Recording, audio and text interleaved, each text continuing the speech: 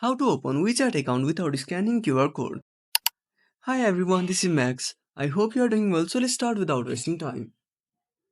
First of all, open up your WeChat application.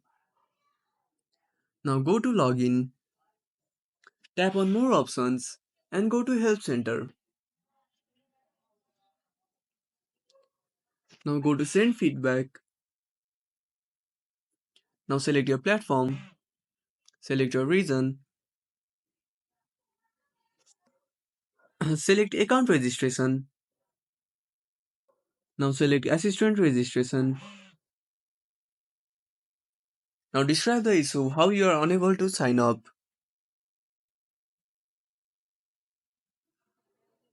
Now enter your phone number or email and tap on submit.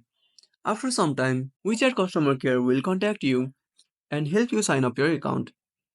So that's it. If you found this video helpful, smash that like button and subscribe our channel for more awesome content.